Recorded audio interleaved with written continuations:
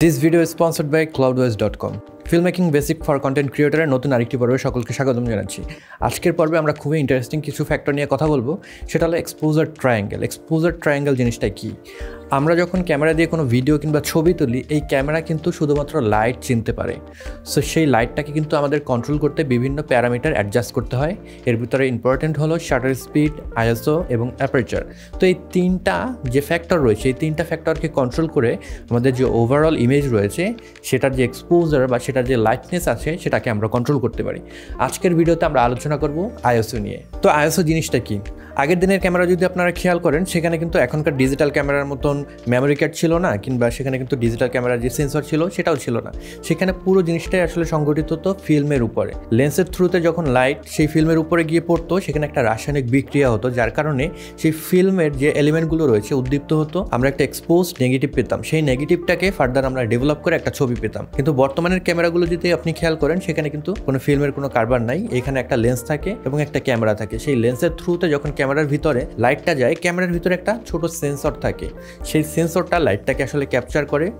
সেন্সরের যে এলিমেন্টগুলো রয়েছে সেগুলো উদ্দীপ্ত হয়, একটা ডাটা রেজিস্টার করে। সেই ডাটাটা গিয়ে প্রসেসর প্রসেস করে আমাদের মেমোরি কার্ডে সেভ করে, আমরা একটা ছবি পাই। তো এই যে সেন্সরে গিয়ে কোনো লাইট সেখানে হিট করলো, সেন্সর কতটুকু আসলে সেই লাইটটাকে রেজিস্টার করবে, এই জিনিসটা কিন্তু কন্ট্রোল করে আইএসও। আমরা যদি আইএসওকে ইনক্রিজ করি, আপনার যদি লাইট কমও থাকে, যেখানে বসে আপনি ছবি তুলছেন কিংবা ভিডিও করছেন, আইএসও ইনক্রিজ করার ফলে আপনি কিন্তু প্রপারলি এক্সপোজড একটা ভিডিও পাবেন। আবার দেখা যায় অনেক সময় আমাদের অনেক বেশি লাইট থেকে থাকে, সেক্ষেত্রে আমরা সেই লাইটটাকে যদি কমাতে চাই ভিডিওর, আইএসওকে আমরা ডিক্রিজ করে দিতে পারি। আইএসও ডিক্রিজ করলে আমাদের যে এক্সপোজার রয়েছে ভিডিওর, সেটা কিন্তু ডিক্রিজ হবে, প্রপারলি এক্সপোজ একটা ছবি পাবো। এখন অনেকেই চিন্তা করতে পারেন, তাহলে আমার দামি দামি লাইট কেনার কি কোনো দরকার আছে? ডেফিনেটলি দরকার আছে, কারণ এই যে আমরা আইএসওকে ইনক্রিজ করছি, এখানে কিন্তু একটা ডিমেরিটসও রয়েছে কিংবা একটা কনসও রয়েছে।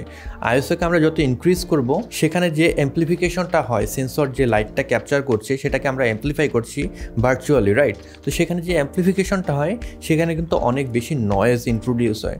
সো যত আপনি আইএসও বাড়াবেন, তত বেশি কিন্তু নয়েজ আপনার ভিডিওতে আসলে ইনক্লুড হওয়ার একটা পসিবিলিটি থাকে। যদিও এখনকার যে আধুনিক ক্যামেরাগুলো রয়েছে, স্পেশালি সনির যে ক্যামেরাগুলো রয়েছে, সেখানে আইএসও আপনি ইনক্রিজ করলেও মোটামুটি ইউজেবল একটা ভিডিও পান।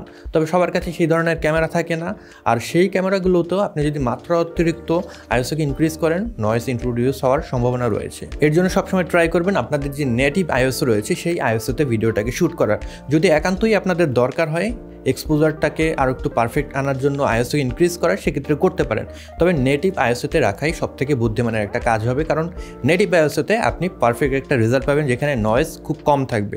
তো এই নেটিভ আইএসও জিনিসটা কি? নেটিভ আইএসও হলো এক এক ক্যামেরায় আসলে বেজ একটা আইএসও সেট করা থাকে। কোনো ক্যামেরায় থাকে 50, কোনো ক্যামেরায় থাকে 100। তো আপনার ক্যামেরায় সর্বনিম্ন যে আইএসওটা আসলে দেয়া থাকে, সেটাই হলো আপনার ক্যামেরার নেটিভ আইএসও। আপনার ক্যামেরার ওই আইএসওটাকে আপনি যদি ইউজ করে ভিডিওকে শ্যুট করেন, তাহলে আপনি খুব সুন্দর একটা ইমেজ পাবেন, যেটা দেখতে অনেক বেশি প্রফেশনাল লাগবে, নয়েজ কম থাকবে। তো শুরুতে হয়তো আপনাদের মনে আছে এক্সপোজার ট্রায়াঙ্গেলের কথা বলেছিলাম, সেক্ষেত্রে আইএসও, শাটার স্পিড এবং অ্যাপারচার, এই তিনটার কথা বলেছিলাম। তো প্রথমে এই জিনিসটা হলো আইএসও। আমরা যদি আইএসও কমাই, আমাদের যে ছবির লাইট আছে সেটা ইনক্রিজ হবে। আইএসও যদি ডাউন করি, সেক্ষেত্রে লাইটটা ডাউন হবে। এই ক্ষেত্রে আপনাকে যেহেতু বললাম নেটিভ আইএসওতে ভিডিওটা শ্যুট করার, তো সে কারণে দেখা যায় সবসময় কিন্তু আপনার ওই স্বাচ্ছন্দ্য থাকে না আইএসওটাকে আপনি ইনক্রিজ করবেন। বেশিরভাগ সময় দেখা যায় আপনাকে আইএসওটাকে ডাউন রাখতে হয়।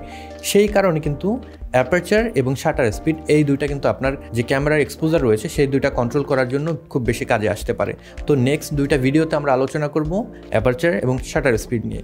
সেটা যদি দেখতে চান, তাহলে অবশ্যই আমাদের চ্যানেলটাকে সাবস্ক্রাইব করে আমাদের সাথেই থাকুন, তাহলে খুব সহজেই কিন্তু আপনি আপনার হোম পেজে আমাদের ভিডিওগুলো পেয়ে যাবেন। তো এখন আমি আমাদের যে স্পন্সর রয়েছে তাদের সম্পর্কে একটু ছোট্ট করে বলতে চাই। আমাদের যে স্পন্সর cloudways.com, খুবই দারুণ একটা হোস্টিং প্ল্যাটফর্ম। আপনি যদি ওয়েবসাইট তৈরি করতে চান, আপনি যদি ফিল্ম মেকিং করেন, ইউটিউবিং করেন, কিংবা আপনার যদি ফটোগ্রাফির টুকটাক কাজ থেকে থাকে, সেক্ষেত্রে আমার মনে হয় একটা ওয়েবসাইট কিন্তু আপনার দরকার আছে। নাহলে দেখা যাবে আপনার চ্যানেলটা যে কোনো সময় সাসপেন্ড হয়ে যেতে পারে। আপনি যদি ফটোগ্রাফি করেন, সেই ফটোগ্রাফি আপনি শোকেস করার জন্য একটা ওয়েবসাইট দরকার, তাই না? সেক্ষেত্রে কিন্তু আপনি বেটার একটা সলিউশন পেতে পারেন cloudways.com থেকে। cloudways.com এর বিশেষত্ব হলো সেখান থেকে আপনি ডেডিকেটেড সার্ভার তৈরি করতে পারছেন। আমরা যে নর্মালি হোস্টিংগুলো কিনে থেকে, এগুলো কিন্তু মূলত শেয়ার্ড হোস্টিং হয়। শেয়ার্ড হোস্টিংয়ের যে প্রবলেম, আপনি একটা রিসোর্স অনেকগুলো মানুষের সাথে কিন্তু শেয়ার করছেন।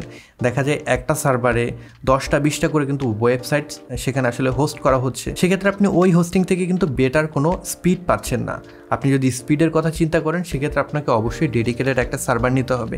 এখন এই ডেডিকেটেড সার্ভার কিন্তু অনেক কমপ্লিকেটেড, সেখানে কমান্ড প্রম্পট দিয়ে আপনার বিভিন্ন জিনিস সেট করতে হয় যেগুলো আমরা সাধারণত বুঝি না।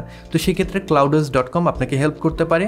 সেখানে আপনি ডেডিকেটেড সার্ভার খুব ইজিলি সেট করতে পারবেন, নর্মালি ভিজুয়াল ওয়েতেই সেখানে আপনি সেট করতে পারবেন। মাত্র 5 মিনিটের ভিতরে আপনার সার্ভার সেট করে আপনার যে ওয়েবসাইট সেখানে রেডি করে ফেলতে পারবেন। আপনার যদি অলরেডি কোনো ওয়েবসাইট থেকে থাকে খুবই ইজি কিন্তু cloudways.com আপনার ওয়েবসাইটটাকে মাইগ্রেট করা। তাদের প্লাগইন রয়েছে যেটা ব্যবহার করে জাস্ট অল্প কিছু সময়ের ভিতরে কিন্তু আপনার ওয়েবসাইটটাকে cloudways.com আপনি মাইগ্রেট করে ফেলতে পারবেন। আপনি একটা সার্ভার তৈরি করে আপনার রিসোর্স অনুযায়ী সেখানে কিন্তু যত খুশি আপনি ওয়েবসাইট হোস্ট করতে পারছেন। তো খুবই ইজি একটা প্ল্যাটফর্ম, আমি হাইলি আপনাদেরকে রিকমেন্ড করবো আপনারা যদি ওয়েবসাইট তৈরি করতে যান। এবং তাদের যে প্রাইস রয়েছে সেটাও কিন্তু খুবই কম্পিটিটিভ একটা প্রাইস। আমার মনে হয় না এই প্রাইসে আপনি অন্য কোথাও ডেডিকেটেড হোস্টিং পাবেন। তো নিশ্চয়ই তাদের যে ওয়েবসাইট রয়েছে সেটা আপনারা চেক করবেন, আমি ডেসক্রিপশন বক্সে তাদের ডিটেলস দিয়ে দেবো। তো এই ছিল আজকের ভিডিও, আশা করি ভিডিওটি আপনাদের ভালো লেগেছে। যদি ভালো লেগে থাকে কিংবা এই ভিডিও থেকে যদি নতুন কিছু শিখে থাকেন তাহলে ভিডিওটিতে অবশ্যই লাইক দেবেন, কমেন্ট বক্সে আপনাদের মতামত জানাতে ভুলবেন না। এই চ্যানেলে আপনি নতুন হয়ে থাকলে সাবস্ক্রাইব করে রাখবেন। I'll catch you guys on the next one. Until then, goodbye.